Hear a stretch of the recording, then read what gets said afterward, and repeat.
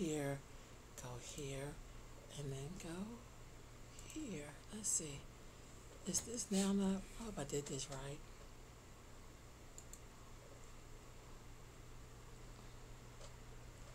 Okay, let me do this over. Oh, there we go. Let's do this again. Here. We haven't started the YouTube yet. The Facebook yet. So, give me just a minute. And I'm hoping this will just jump right on, but let's just see. Okay, got that here. There we go. Okay, so let me hit this and we're going to get started and then it's all going to be all good. I'm going to make this big. I'm going to go live. And 2, 1. Okay, good evening, family. Today we have a really good, or this evening we have a really good interview. So if you notice on Tuesdays I do a lot of interviews because Tuesday I have more flexibility. But, throughout the week I try to do maybe 1 or 2 more than a day. So tonight we're going to be talking with Dr. Luther Castillo. I'm so excited. This brother is brilliant. He is a Garifuna. Am I saying it right? Garifuna, yeah. So he has an accent. I don't have the accent. From Honduras. And so if you don't know a lot about the Garifas, we're going to get a little bit of the history from Luther before going into all of the stuff that he's doing. And so y'all know me. I'm going to be in here taking notes and knowing what it is that I do. If you have any questions or comments, just let us know and, type it in and, he'll try to answer them or, we do what we do. So, Luther, where are you from? Tell us about these Garifunas. Where do y'all come from? Who are you? Oh, Garifuna people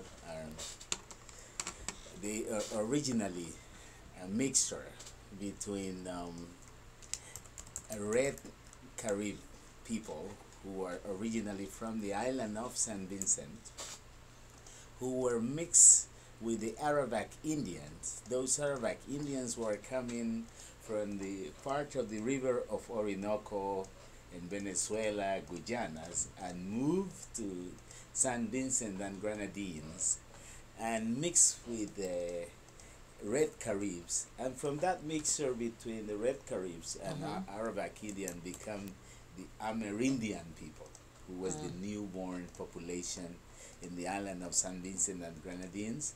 And history say that in the process of the British and French bringing ships with African brothers from the West Africa. One of the ships, there were 6 big ships, stopped in front of the island of St. Vincent.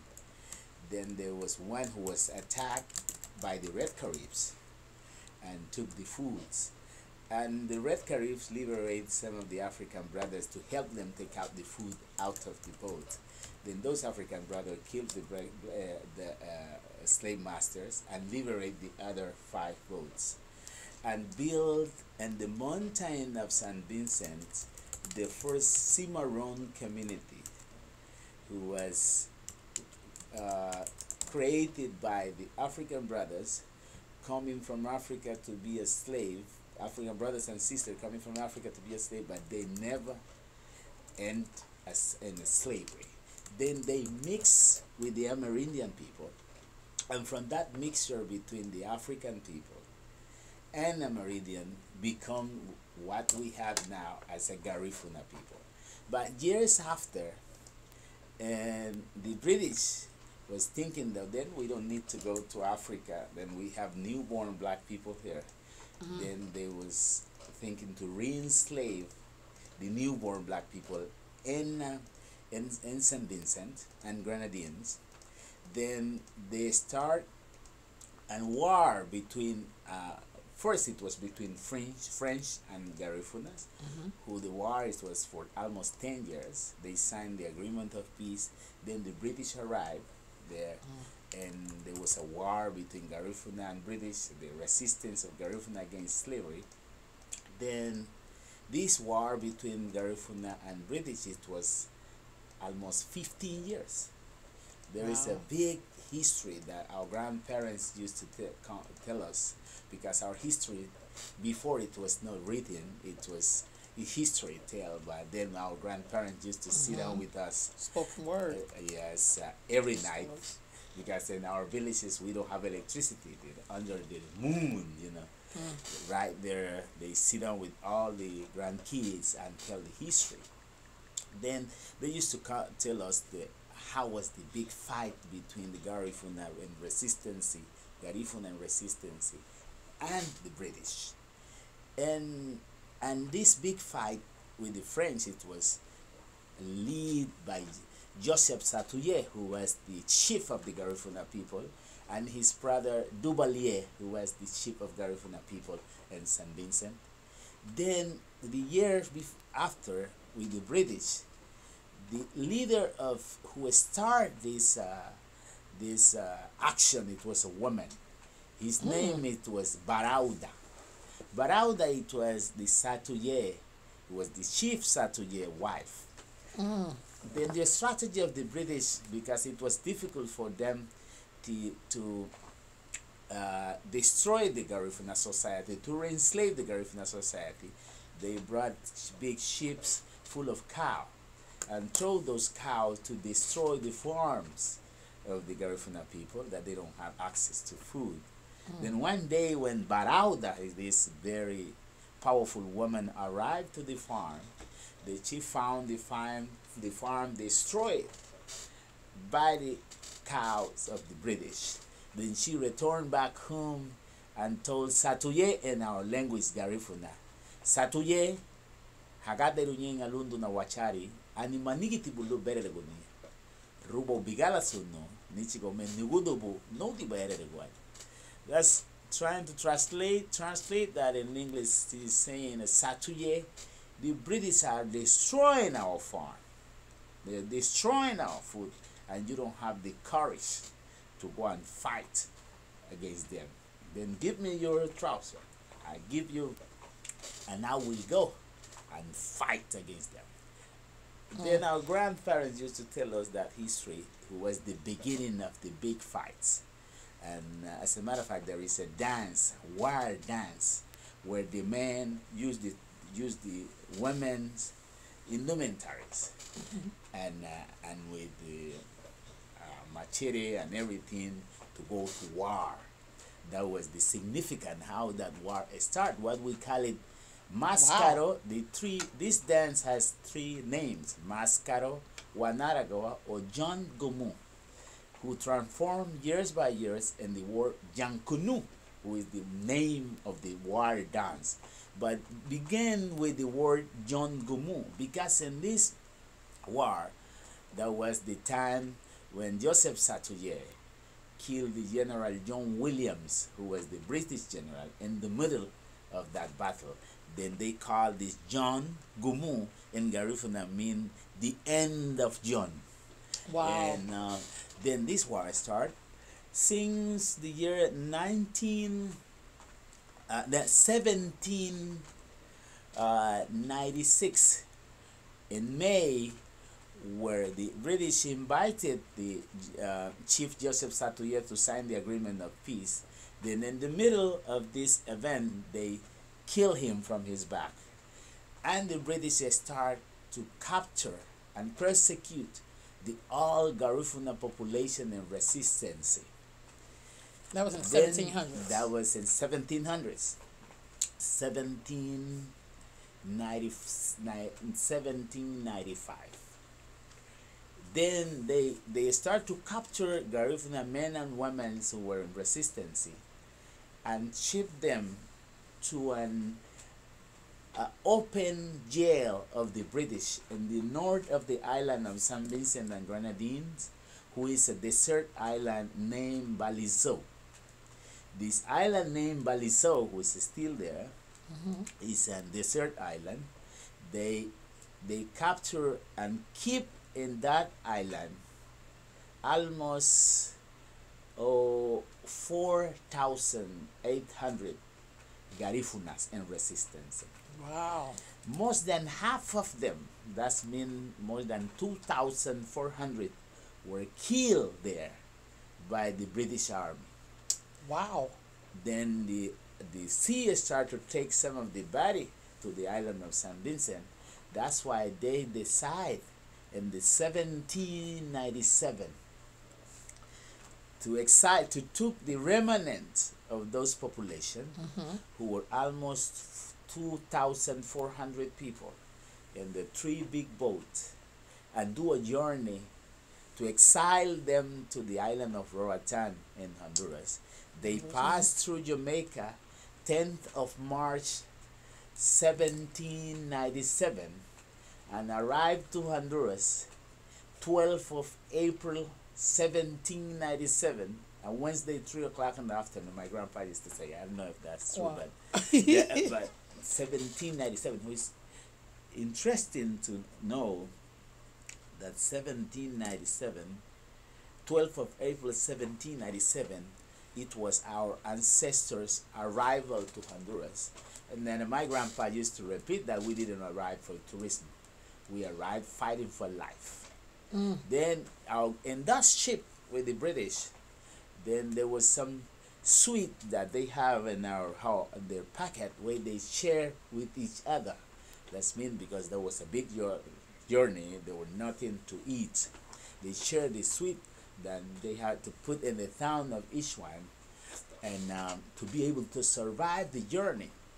That's why our grandparents used to say that the basis of our culture and our spirituality is based in the concept of Aruya Buni Ijajawol, Amodenuni Ijajawol. That means I for you, my grandmother, and you for me.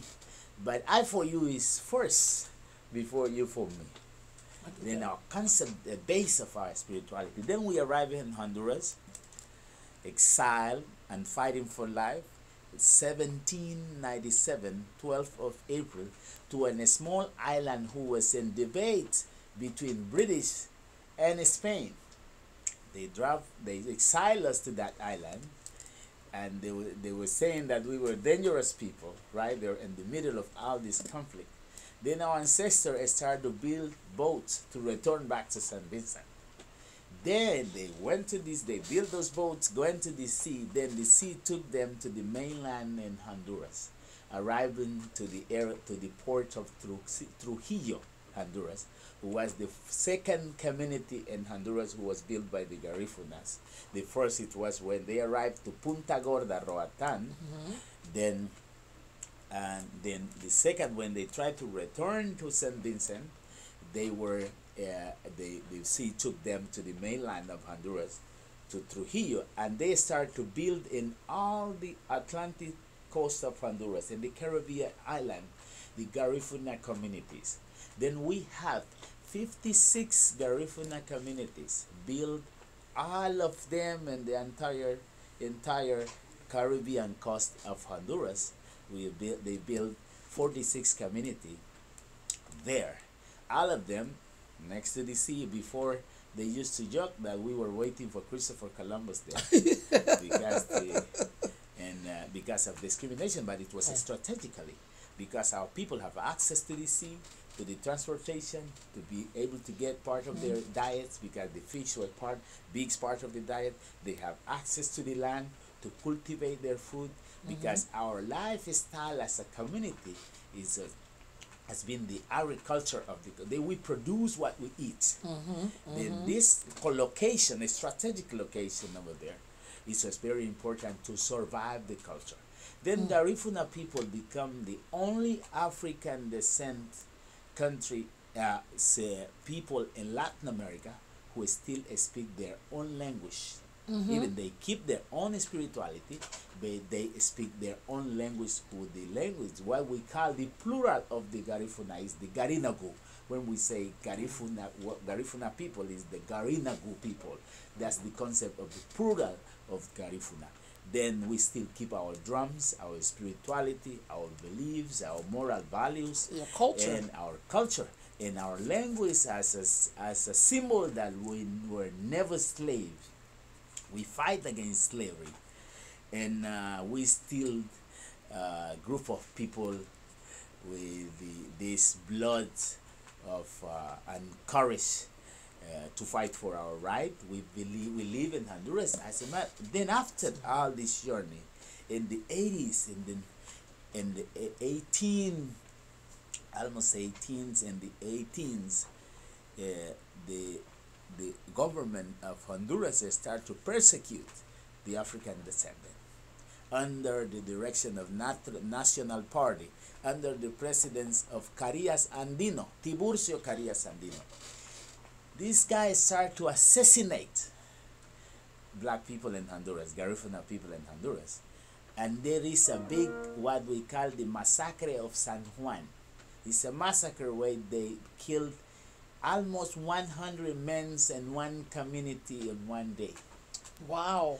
Then this Tiburcio Carías Andino. They don't talk too much about our history. Right. Our history of resistance as a people. That's right. It was a genocide who didn't even appear in the books in our countries. Now we have a great Professor Virgilio who wrote a book about the genocide of Garifuna men and women in the village of San Juan. Then by Tiburcio Carías Andino, who was a president of Honduras. Then after that, then most of the Garifuna start to move to Belize. Then we have 5 Garifuna community in Belize, 2 Garifuna community in Guatemala, and 5 Garifuna community in Nicaragua. In all those countries, we have Garifuna people who still speak their own language and their spirituality, and proud to be Garifuna. Wow. So you got some comments in here. Sister Renita Harris says, Garifuna people are beautiful. Met so many beautiful people in Honduras. So that was good. Brother Larry's on here, said, great, great, great. People saying, yes, you've seen some hearts go across. So so you just said something that was important. I often wonder when I see your name and I see Harry, and then I see Castillo, which says to me Spaniard in English. But you just broke down how y'all came in contact with the English and with the Spaniards. But you were never slaves. How did you get the English and Spanish name? Then there was something that when they arrived to Honduras, and some of when they move and work in the mainland in Honduras, they were 3 in Honduras. There are like 3 biggest presence of African descendant people. The first presence arrived to the country in the 1530s. Okay. 1530s, who was African brought to be enslaved, and the building, how they build the churches, the biggest synagogues, and the exploitation of mines in different parts of the Honduras by the Spanish people.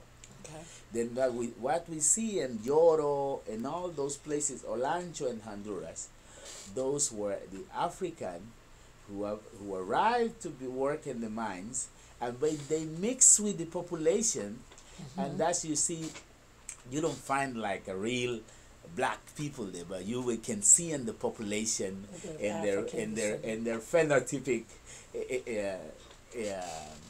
appearances that they have, like in their hair and their color, that they were African over there.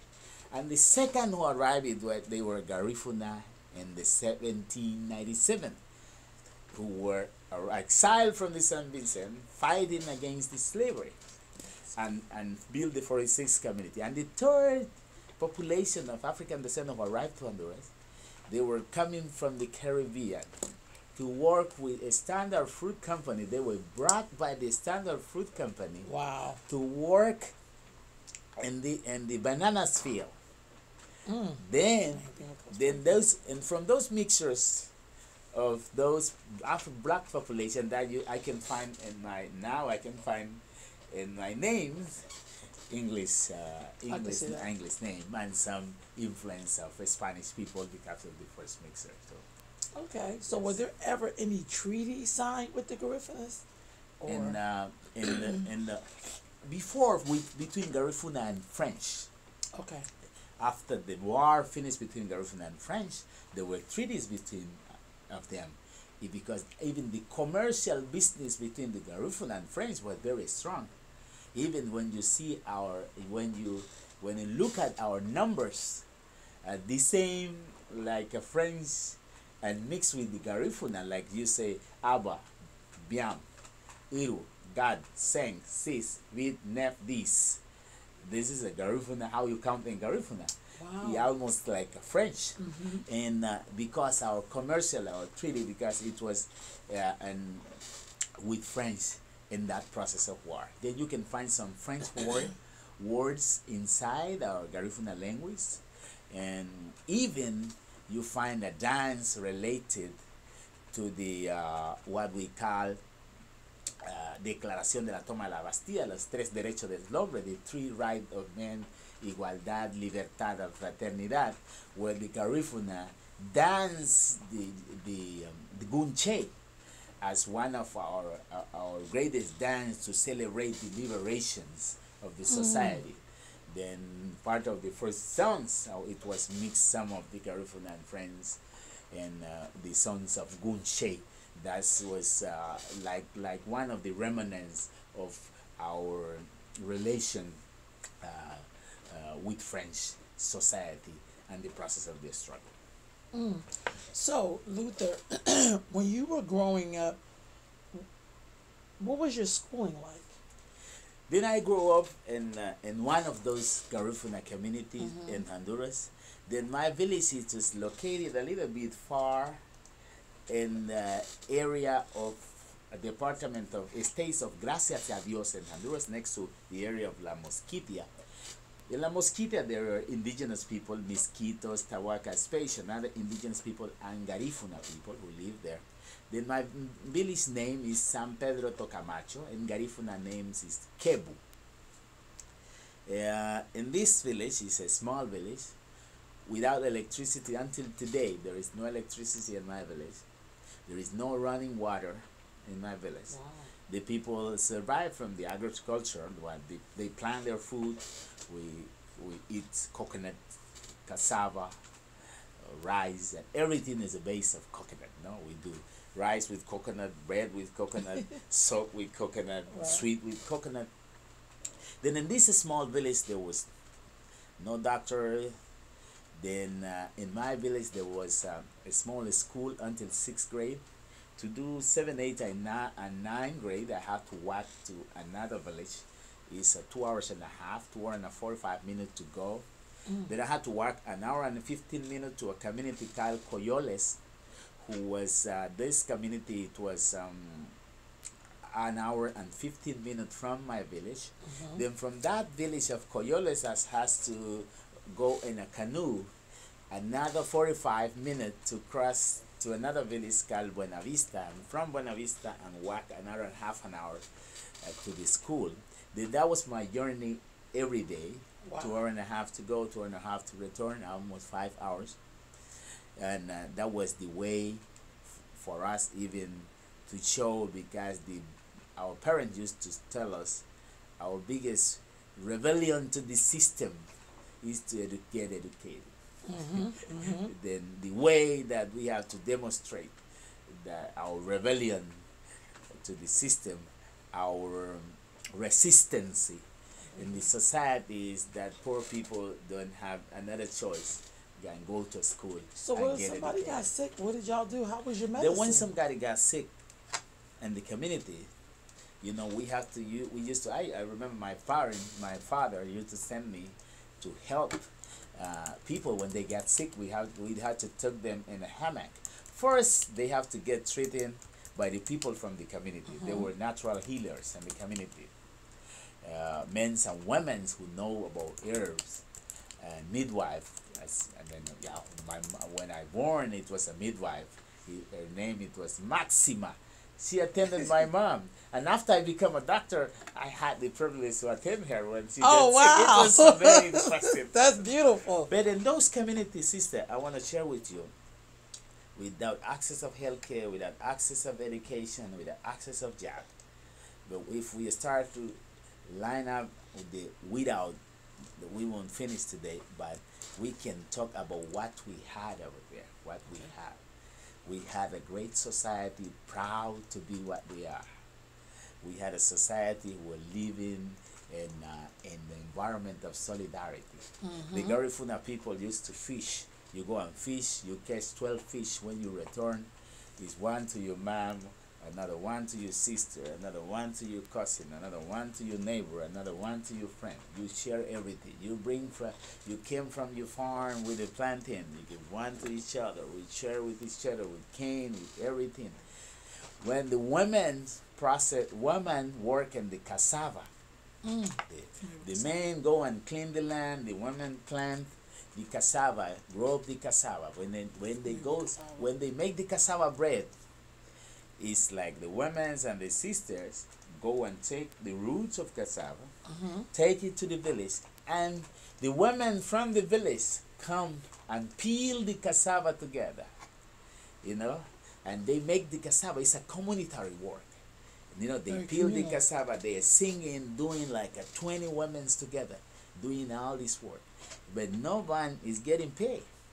When the other woman go and do her cassava bread, the other woman, you know, they just remember, no, I went and do this. That they moved to the house. The same system when they were building houses. All the men together building the roof of one house. They were invited. They make some food that they were invited. This level, this way to live as a community, as a brothers and sisters. We were playing with each other right there with the dirty sun. And we were making our boat with the coconut, you know, with what we found over there. Then we were, you know, playing with each other. Then your mom called you for a piece of bread, and you go with your hand dirty and share this piece of bread with the other children. Then that make this level of connection, a spiritual connection, brotherhood and sisterhood and solidarity among these communities. Then what we have until now as a Garifuna society, our rich culture, we still keep our language as a legacy. Our biggest gift from our ancestors. We still keep our history. We still remind and have in our heart our history, and that we didn't arrive for tourism. The level of discrimination in our country is a high level of discrimination and exclusion. Then the common denominator of those African descendant community in our countries are the poverty. But we still are fighting against the poverty, because we know that poverty is not a natural condition. It's created by man. Then it's a responsibility to eradicate it. Then that's why we think they're a so beautiful community, but we have too much to do. We still have too much to do. And thank to our ancestors for give us that big gift of great cultural language, spirituality, and moral values as a Garifuna people. So what made you become a doctor? Then when I grew up in those small villages, my father, like I say, and my mom used to send us to help people, to deliver people by a hammock to another village where we call Sangrelaya, where some religious sisters were living there, and they had some knowledge about nursing, you know. They was auxiliary nurses. They know how to do, you know, treat some illness and different things. Then all the people who get accident maybe in the fields when they were cultivating and everything, women's in the process of delivery, we have to take them over there, and many of them die in the way that we have to return back to return the body back to the community. That's reality what I live in those faraway community give me. And the other reality what I face, that when some doctors was arriving to those communities, those doctors arrived over there, and they were coming for internship maybe to one of those communities. We had to travel far to go there. They were so arrogant, and the way how they treat people as nothing, the way how they treat our moms, our sisters, our grandmas in those areas, it was painful to see it. But in the other, I used to listen to some of the discussion, the doctor pointing out the midwives as a guilty of the infant mortalities, taking the responsibility of the healthcare system. Then since I was child, I say that reality gave me that I there in my mind, and my father used to be, he was a teacher, primary school teacher. He left the community when he was 13. He peeled palm, as just this palm oil, this small palm oil, we call it corozo in Spanish. He make 2 bags of palm oil.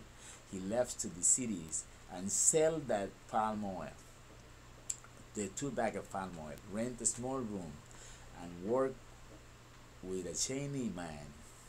He will prohibit to him to go to school. He has to go to school in the night secretly for 3 years. Now he did his 7th, 8th, and 9th grade. Then he won a scholarship and went to the teacher professor's school to become a primary school. Then he graduated in 1967. One of the first teachers in the community, returned back to the community. Then his spirit to encourage us that the education was is the only way to break out the chain of the mind. Then he pushed us hard that we had to study. Then I dreamed to be a doctor. Then my mom and father encouraged me that we didn't have the money to do that. Then I moved to the city after to do my 10, 11, and 12th grade. Then I work and in the day and go to school in the night. Then I become a. Then my father used to tell us, because I don't know how many years I'm gonna survive. That's the situation in developing country. You don't know where you're gonna die, Right. or from the disease, or from the insecurity, or from other things. Then you need to study some skills that you can survive from it. That's why we do, the poor people. Then how you going to go to school and study something that you don't, any other skills, no? He has to tell you, you have to learn a skill. Then my father sent me first to a carpentry technical school. Then I become a carpenter, but I was allergic to those because I used to have rhinitis allergy. Then I do my 12th grade and working as a carpenter. Then I get a scholarship and to study medicine after the Hurricane Mitch in 1999 in Latin American School of Medicine of Cuba.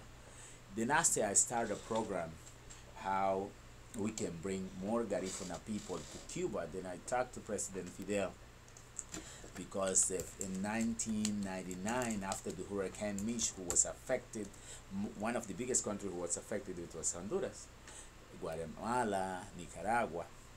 Then Fidel sent in November 1998, after the Hurricane Mitch, sent Cuban doctors to those areas, and they arrived to La Mosquitia, to my village.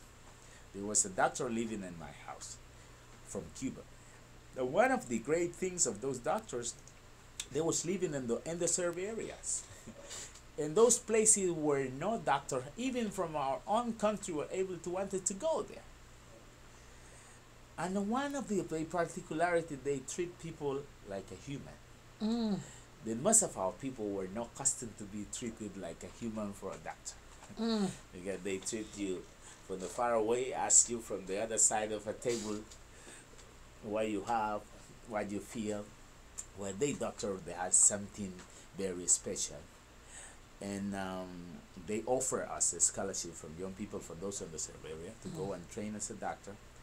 Then I was one of the students who traveled in the first delegation in 1999, in 17th of March 1999, to Havana, Cuba. Then in 2000, I worked in the first project to bring more Garifuna people. I present a letter to Fidel and asking him for specifically a scholarship for Garifuna people, because the Honduran government were trafficking with the scholarship that Cuba was giving to them, and the exclusion was there. Then I told Fidel, if those scholarships were to wash dishes of clean floor, this plane would be full of black people. But now you give the scholarship to the Honduran government, then there's no black people here. Then he told me, how many you have in mind? I told him, I have 7. He told me, go to Honduras. I pay you plane ticket. I'll bring 20. We bring 20 in the first trip, and the next year we bring another 20, another 20. Then become that. If you know the history of our country, the National Autonomous University of Honduras, it was funded in 1847, and it was after 118 years the first black man from Honduras became a doctor. That means that all those entire for 1 century we were surviving from natural medicine. Then the first doctor, it was Alfonso Lacayo Sanchez. It was a brave man. Then this Alfonso Lacayo Sanchez, it was a great symbol of dignity for us. He used to clean the university, work there to be able to study. He opened the path for us. Then today, if you see the history of National Autonomous University, who was funded in 1847, the first black man became a doctor after 118 years. Today, we have more Garifuna doctors graduated from Latin American School of Medicine in Cuba than all entire 150 years or more of the existence of National Autonomous University of Honduras. That's why for us this program represents the monument of dignity and a hope for our people. Wow. So how many Garifuna doctors are there now that you know at least came through the Latin American Medical School? We send Incredible. Students to different parts like Cuba, Venezuela, and Ecuador. Almost 115 students. Wow. And from in different disciplines. Doctors, how to be professors, and different disciplines. Now we have a great team of doctors returning back home. Our biggest problem, where are we going to locate them to work? But that's why they have to leave the community and create their own space to work in the cities and different other parts. But we have a great team of, I'm proud to say, like the first cardiologist who is a specialist in electrophysiology from Honduras is a black. His name is Douglas Alvarez. We see Dr. Margarito, who is a very great surgeon man. He's young surgeon. His wife, Dr. Onofre, she's a pediatrician. Then we have this huge Dr. Wendy. You remember Dr. Wendy? She was working with you in Honduras. Now she's gynecologist. Wow. Wendy Perez, and different other great group of African Garifuna brothers and sisters. Beautiful. Who now they return back and they helping in different way, but they are new professional, and not only in the medical field, because we have Felix Ramirez, who is proud professor of sport and physics. Well, now we have a great team and network in the network what we call Gahesi, Garifuna Health and Education Support Institute, a network of Garifuna brothers and sisters who are going to school in different countries. That we have Randy doing his PhD in Italy. We have Jessica doing her PhD, I think, in Grace. We have Ronnie Castillo doing his second PhD at the Austin University and University of Houston in Texas in Austin. We have Isidra Savia, is one of our brilliant scientists in North Carolina. Celso Castro is a pharmacist. Wow. Then we have many brothers and sisters like Dr. Santiago Ruiz, who is the Dean of the National University in Tela. Matias Mejia, who is a great brother, who is get his master in business and education. We have like the team of 60 brothers and sisters in the high level of education, preparing ourselves, but without losing the roots, our ties with our community. And all this effort led by our leader, who is a woman. Her name is Miriam Miranda, the president of Fraternal Black Organization of Honduras, a powerful woman. Miriam Miranda is a powerful woman. She leads us in this process of the struggle. She is the president of the oldest black organization in Honduras, funded in 1975 by our ancestors when they were working in the bananas company, carrying bananas in their back. Wow. And in the port of La Ceiba in Honduras, Erasmo Zúñiga Barzambula created this organization, OFRANE, Organización Fraternal Negra Hondureña, who is led by Miriam Miranda. And we have a great history. When I was in the school, it was prohibited to speak my own language in the school. There was a big sign in my classroom who say, prohibido hablar garífuna en este lugar. That's mean when you were punished by the professor if you speak your language, and you were coming from a house where they only speak Garifuna, then we were punished by the professor to speak your own language. How you can you imagine the level of the oppression, the psychological destruction of those children? I think some survey has to go and do the analysis of the psychological destruction of Garifuna people when they were prohibited to speak their own language. Then when you used to move to the city, they used to say that we're talking crap. Then today, because of the courage of our organization, of our people, because they were proud of their language, we obligated the government of Honduras in 1992 to approve the bilingual education program. We sued them in the international court. Today, the bilingual education becomes like a national policy back home.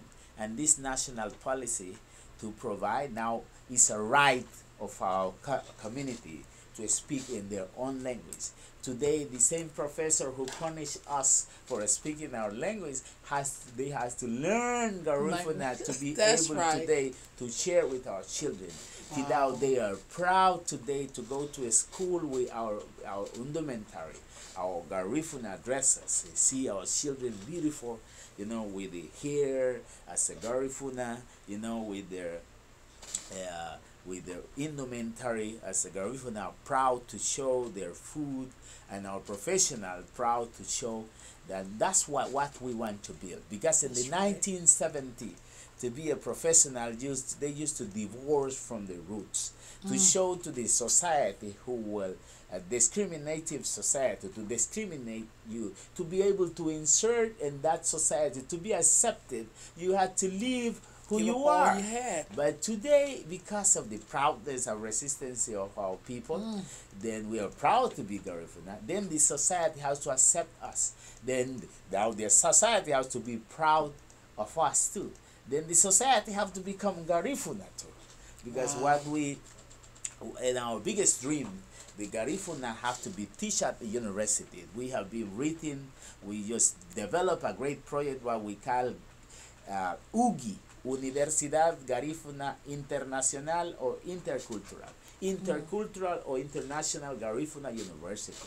To develop a Garifuna University who not be a traditional university. We want to have classroom in the villages. We have to have classroom in each municipality. We have to train our people with our values, with our knowledge. We have to develop professionals who can work in our environment. We are right there in front of the C46 community.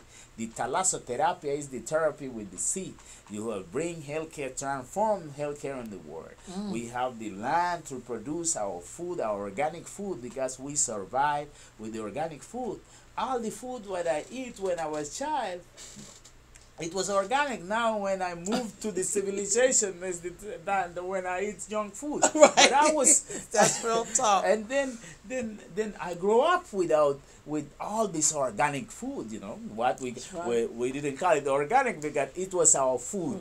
It was our real food. Right. Then we have all this ethno-agriculture. We have all this richness of culture that we can share to the world, that we can survive from it. We have our artisany, we have our songs, we have our drums. You can see our small children playing our drums because we never become slaves, because our drum was in our hand to communicate with our people. Then the Garifuna culture was declared by the UN in 2001 as a heritage of humanity. Then we are proud to be Garifuna, and it's a very beautiful society. But I have a great hope today when I'm seeing and sharing with young Garifuna professionals who are proud to be Garifuna, who are very high level professional, but never lose their tie with the roots of the society. Real talk. That we return back to where I was graduated from Harvard University, one of the biggest universities in the U.S. Graduated from Harvard University. After graduating from Latin American School of Medicine in Cuba, return back to the community and build a hospital over there for the people. But when my head is, when I have a headache from the situation in the city, I just return back to the roots, take out my shoes, sit down with the elder right there with my grandma. You know, she just passed away, but I used to sing with her. I used to dance to her. She used to sing me. When I arrived, there was a beautiful song that she sang. It's a bit money, mama, loga na go go. Ah, mama, ya bena busumero, machele ya no bare, puchago no ago, agamba hayare, niawana, madalakaye. My grandma used to sing me that song. What does it mean? My love, long time I don't see you. I was missing you all this time, mama. Yeah, but it was not that because I couldn't see. I didn't want to go where you were, but I was here struggling in life, fighting for our rights. You know, we have in the Garifunas. That's beautiful. In the Garifuna, and our sons, our ancestors' sons, they talk about our reality, what we are living day by day. Then we have a sons of 100 years condemning the system of healthcare. No, there's a beautiful son of my grandma teach me condemning the system of healthcare, the exclusion and discrimination of the system. Say, I'm going to the hospital to see a doctor. When I arrived there to the city, to the hospital, he closed the door in front of me. Then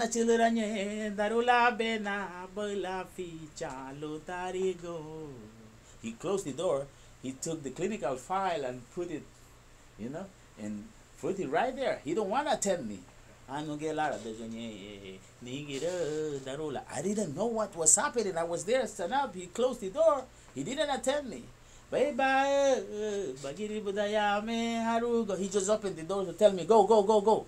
Maybe I can attend you tomorrow. And he say, nanabale, no worry you, lausa. Sandile no agubaye, nagiribuda ya mesa, bunya harugo. He say, Doc, you don't know what illness that I have, where I was coming from. You're not a doctor. No, you were a killer. You know, then our grandma denounced the system of healthcare more than 100 years ago. Then she did the fight that what I'm doing now with the same system. She did that fight more than 100 years ago, fighting against a discriminatory system and a system of exclusion, a system who destroy the poorest of the poor and condemn our people to be the poorest of the poor. Then we just took the flag and do the continuation of their struggle until today. But we have a great hope that more young people join in, and we have to be the drivers of our own destiny. So you built a hospital. Then we built a small hospital in the forest area of Siriboya, in the area without electricity. First of us, when we were studying medicine in Cuba, then when all those students that were taken to Cuba every year to study medicine from some of those communities, then we decided from 2000 to return back in every vacation to donate 15 days of our 30 days of vacation to work in the community. It was a dynamic to make, it was a great dynamic to make like a commitment between the community and the new professional and the community. And that new professional will get more knowledge because of the reality of their community. Sometimes you're living among the garbage, but you don't identify. You're born in the garbage. You're born in the grass. You're born over there, and the mother. Then you don't identify that what is your risk in the healthcare. You know, you're born among the disease. People die. You see that like a normal. You think it's normal for a woman to die and delivering a baby. Then after you go into the med school, then the strategy was how to return back to the students every year. Then if they're in the first year, they know how to take blood pressure, then they go and take blood pressure in the neighborhood. They know how to do blood tests. They go and do a blood test. They know how to advise people without giving them medicine, why they have to eat, why they don't have to eat, how they have to behave. They go and do that. Then in 2004, 2003, we link here with we meet some beautiful, great people in Sacramento, California. We meet Bill Camp, who was a member of the Sacramento Labor Council. Then Bill Camp introduced us to Alan Warren, who is the city council of Sacramento District 2, and Mama Catherine Hall, who traveled over there with Brigade. Then we started fundraising. Alan donated us the first $5,000 to buy the first materials. Wow. And after he did another donation, the first material that we bought from here, it was 2 donations that Bill Camp collected from Alan Warren, and Saturi Kalakatoni was the other one who donated the other 3,000. We buy the first truck of materials, ship it to the community, and the people by their hand start to build in their own facility, brick by brick. That took us a long time to do it, but the people participating in this process and building their own hope, and this small facility in those forest area represent a monument of dignity for our people, because we were there for more than 215 years. Then we had to build our own hospital, waiting for government to do it for us. Not only, we didn't wait too much for the government, because what we have now in the community is what we have been building by our effort, because the exclusion of the government. Then we create this first Garifuna hospital. We build it. We bring Cuban doctors to work with us.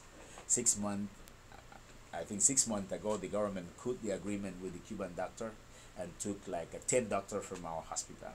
This is another level of persecution against our values, because we were in those underserved area, showing that public health is possible, that is a reality. And we were exposing the system that how much we can do without resources, and showing to the society how much the government can do with all that they have. But teaching the people that human right that the healthcare is a human right. Then we were very struggling in that area. Then we had to reduce like 80% of our service over there. That was the first time in history we delivered more than 900,000 medical care for free for people. We did more than 35,000 ultrasound for women. We did more than 7,000 laboratory tests for women. All of that for free. Then providing this free healthcare in the system where the healthcare has been destroyed, where the strategy of the system is to destroy the public healthcare, to be able to show that the private healthcare is the only solution for the system, who is not affordable for the poor people. That's mean in that society we don't have even the right to get sick. Then to an alternative model of healthcare, who is showing that the public healthcare is possible to do it, that if the government gives some small resources and give us our right, because Honduras is a signature of the 169 decree of the LAO, Organización Internacional del Trabajo. It's an international worker organization. And Honduras is signed that agreement, where it gives us the right as an indigenous and African descendant people to develop our own system of healthcare, but the government is obligated to support it. Then we have the right. We create that facility under the umbrella of this struggle, because we have been waiting for this system to take care of our people as a human. Then today we have to take the action by our hand, and we built the first hospital who was getting attacked. In this time we closed like 80% of our facility, but we still have open the external consulting. That's why we're encouraging our brothers to go and do some medical brigade over there. Y'all hear that? Hospital. So he's encouraging us to do a Yeah. medical brigade. Javon, I see that you're watching. I see Yeah. Tina. I see a lot of us watching. I want to put one together where we go on over there. We Yeah, got some years ago. Yeah, we used to go all the time. Mama Cat and Yeah. yourself bring Yeah. a team of more than 20 sisters from here Mhm. and did a brigade to attend We're gonna woman do it health. again. It was a huge impact because that was the first time to take a team just to take care of our mothers, our sisters, our grandmas. That's right. They're still asking about the massage. A super honey. Super honey. Yeah, you learned the word. A super honey. I will never forget that word. I see my brother Ronnie Castillo. Yeah. Bodoma is, the Ronnie Castillo. He's Ronnie Castillo. And then you have He's doing Castillo. his second PhD in the University Wow. of Texas in Austin. He's gonna be our first linguistic. He's gonna do Wow. his thesis in linguistic, and Okay. I'm proud of this brother. Is a great professional of our community. And Bodoma is one of our great musicians. Then Bodoma is one of our musicians who are rescuing our spirituality. Then Bodoma knows, and we spend a great time together singing all those spiritual songs. That's why I want to invite you. Okay. When you go to Honduras and go to Faya Vallecito, who are 1,500 acres of land we rescue, who belong to the community, who there we are establishing a model community. The Miriam Miranda's building, it was rescued by Lombardo Lacayo Zambula with a project what he called Iseli Dawamari. Lombardo was my professor. He died from brain cancer. He left us a legacy. Today Miriam embraced that project, and they are already building more than 15 houses there. We have a cultural center we're starting building. We have the first spiritual healing center. Wow. Who are establishing there. That's why when you go with that brigade with women, we're gonna be very happy to receive you there. And Bodoma can go and do the Amali Hani, and to receive you in the spiritual ways of our ancestors. Then we're going to Honduras next week with the actor, our good friend Danny Glover. We're going to Honduras to visit the Garifuna community. And we're gonna be going with Danny Glover, our friend Danny Glover. All these efforts is led and financed by our great brother Alan Warren, who is the City Council of Sacramento. Gus Newport, who was the former mayor of Berkeley, is going with us, and we're going with Cedric the Entertainer. Gonna be Cedric the Entertainer, y'all going over there. Gotta go over and check out our peoples, y'all. Jay King is gonna join us in this effort. Brother Larry gonna go with us. Larry, definitely, Brother Larry. Then we're gonna have a great and a special team of brothers who are gonna join us in this team to Honduras. We're gonna go to the inauguration of the first Garifuna brother who become a mayor of one of the biggest city of Honduras. We just win the election over there. And we're gonna go to accompany the civil society who are protesting against the violation of human rights. Okay, they are protesting peacefully in the street. We're gonna go to show our solidarity with the people who have been with the network of women's defenders of the human right, with the coalition of organization against impunity, with the students movement who are fighting, those young guys who are fighting to build a new country without corruption, without exclusion, some country with solidarity for the future of our children. Then we're gonna do this beautiful. But I want to return to the Garifuna part. When I see Bodoma there, then I'm very proud to see him and Ronnie and others brothers who are there, and Bodoma is doing a very interesting job of rescuing all those Garifuna songs, and you can find now an dictionary, Garifuna dictionary. Our greatest writer Salvador Suazo left us a legacy of more than almost 20 books all of our culture for about our food, our spirituality, our belief, our moral values, our concept now is written. Then you can find even our dictionary written by our big brother Ruben Reyes, who is living in LA and developing an app. Even you can download the app of www.garifunadictionary.org or .com. You can download it to your phone, and you can have brother Jorge Garifuna develop Gary TV online, Garifuna online television, that you can have access. But the best way is that you can go and visit us in the Garifuna community to connect to your roots. I am happy that our African American brother go to Africa, right there, fly to Africa to connect to your roots. But you know, we have an Africa nearby here, like an hour and a half flying to Honduras. From Miami to Honduras is an hour fly. That all of you are invited to go and visit us. We're working on that for April. Because in April the 12th is what? April 12th is gonna be the Garifuna Day in Honduras. We have a big celebration in the communities. Then we have a very nice and big celebration where all of you are invited to celebrate with us. But you can go any time of the year to accompany us in the process, to accompany our organization, and live in the community and learn about the richness of the Garifuna culture, who is unique. So Brother Keon had a question. He said, what are some of the high-level opposition that you face, and what are some of the serious challenges? So you're talking about human rights violations. What human rights violations are happening right now? And right now we have like a political Honduras. crisis in Honduras. But the human right violation is an ongoing process in our society. okay, You know, we are facing as a Garifuna people the biggest problem of displacement. That's mean when our ancestors arrived to that land in 1797, they were located over there.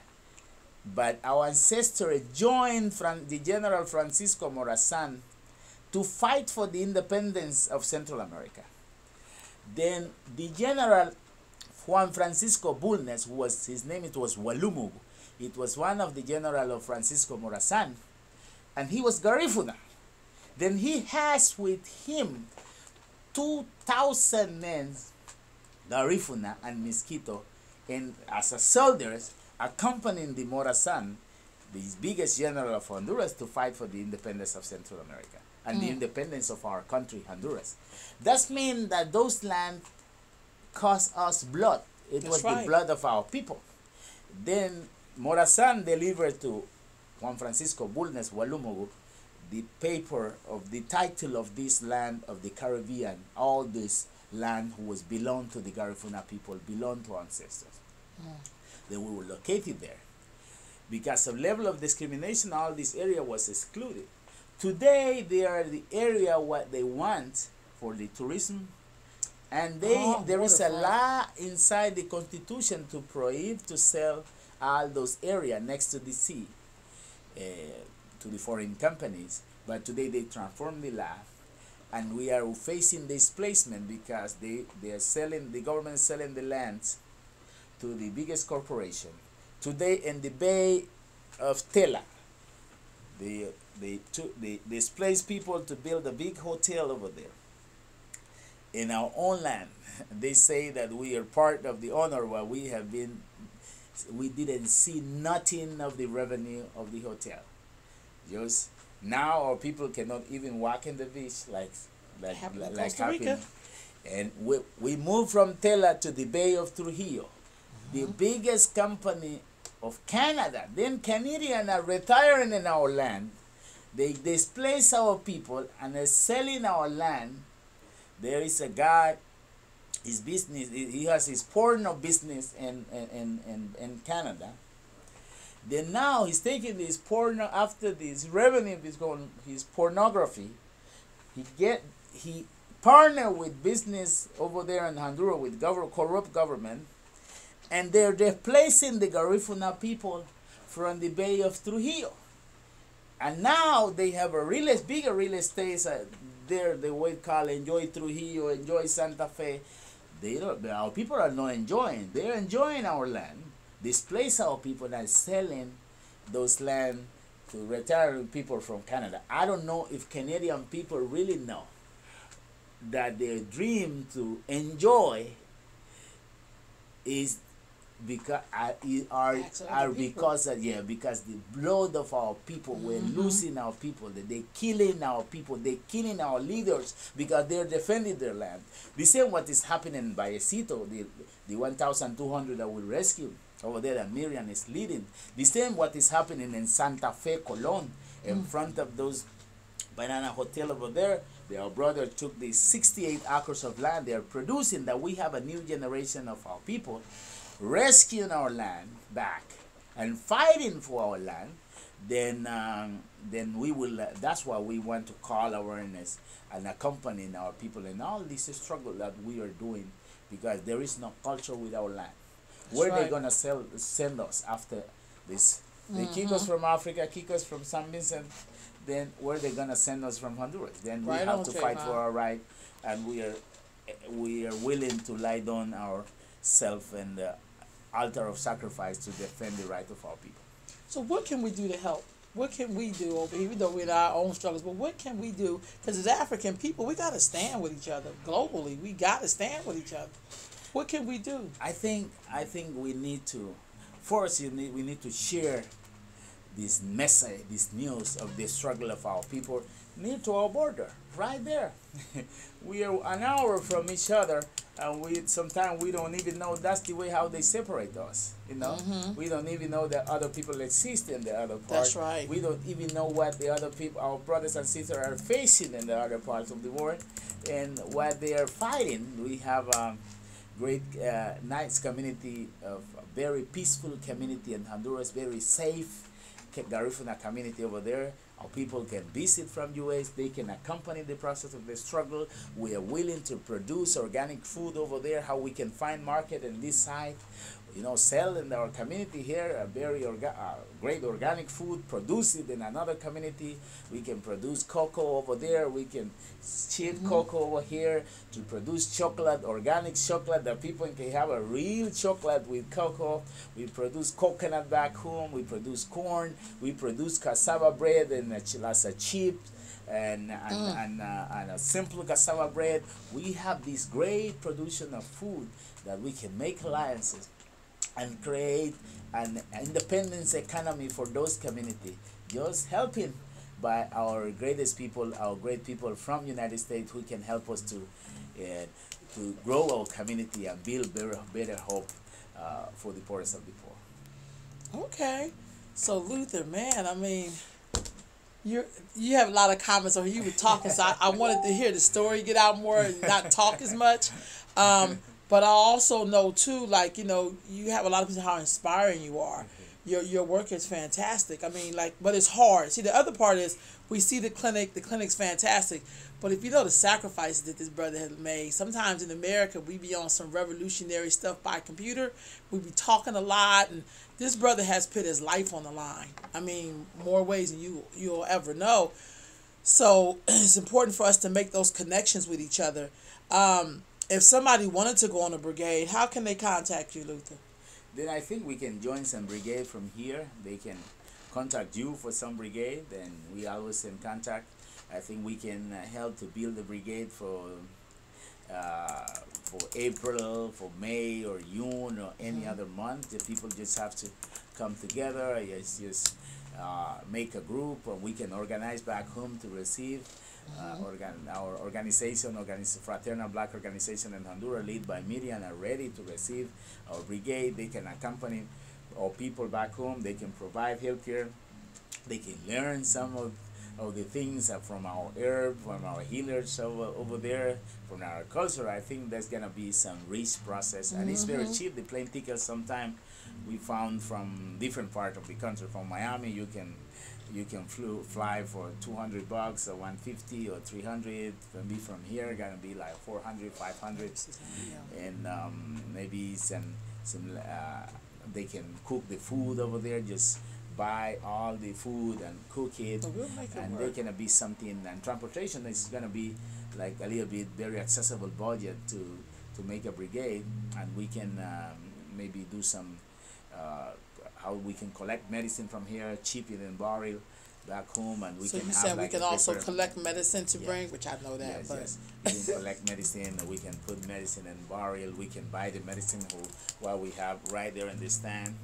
We just put it and ship it in barrel back home, and we have our doctors who can receive it over there. Our organization who can continue providing. Sometimes just a bottle of ibuprofen or Tylenol and save life in the other side of the world. Sometimes just a pair of gloves who we throw to the garbage here, they can help to deliver a baby on the other side of the world, and we can. I'm working in a very interesting project now with an organization called Bridge Scientific. I have a great friend, Dr. Wisan Bridge, that I met when I was going to school at Harvard Kennedy School in Cambridge in 2012, 2011. Then we start a project that we call we are developing a new incubator for premature baby to fight against the biggest infant mortality. We have almost 20 million premature baby who born in the developing countries for every year, but almost 90% of them die because lack of technology. If we see the access to the incubator is the more expensive one in the market today is $80,000. Usually the developing countries they don't have money to buy those incubator. Then we have been working more than 3 years creating a new incubator. Then we just finished. We had the great news now. We just finished our design. And there is a great team of more than almost 10 people working. We were working in that design. We just finished our prototype, and it's gonna be a very accessible one, low cost. Then now we just apply for a grant. We're applying for a grant to build the first 160 prototypes to launch our clinical trial in Honduras. Then there's gonna be a very high-tech incubator. Then it's gonna have like a heating, but like the traditional incubator. But this new one gonna have cooling too. We're gonna have fresh air for the skin of the baby. We're gonna have a system of the oxygen will be non-invasive oxygen, and it's gonna be there's gonna be two parts. It's got the digital part. It's gonna be like a laptop, but it's gonna be connected to like a container bag, and this container bag will gonna be collapsible and disposable. Then we're gonna be reducing prices, and the cost of this one is gonna be almost $1,500 or less than $1,000 compared to the one who is in the market for almost $80,000. Then we think that that's gonna be a very good contribution to the health in the developing country, because that's going to be the first time in history the developing country can have access to a high-tech and a high-tech incubator. It's going to be for low price. We're going to have, our technician are designing a small camera who's going to be in the container bag. We're going to collect data from the baby, but on the other side, the mom can even the mom going to be able to download an app and watch the children, because the children going to be in intensive care, but the mom can have watch the children directly, and they can have that connection. There's going to be interesting process of how we can create an high-tech technology accessible to developing countries, and we are working in that. Then we hope that in the month of April or May, we're gonna be launching our clinical trial in Honduras for 4 to 6 weeks, and we're gonna do another clinical trial in Rwanda, and maybe in Bolivia and any other part of Latin America. Then we're gonna be launching this very interesting project to save many lives in the developing countries. So your brother had another message for you as well. Never say those words at the end. So Luther, wow, you gave us so much information. Jay Vines online, she says she wants to learn from the healers. Yes. So more than happy to receive Jovan here and share with us and train part of our people. Love to do that. So Jay Vines is a midwife by trade too. So but she's also she's fantastic. Like she just opened up a school. I mean, on top of all the medical stuff. So, That's just you know, just it's. I love it when great minds come together and Congratulations. get it done. So, Luther, thank you so much for Yeah. taking time to talk to me. Thank you for Is this there wonderful any? opportunity, sister. I love the way you shared your culture. You always share your culture. I'm looking forward to returning back to Mhm. Honduras. Is there anything inside of your culture where you what is a song in your culture that you really really love to sing when your heart is very happy? Oh, I think they are our spiritual son because they are very deep for us.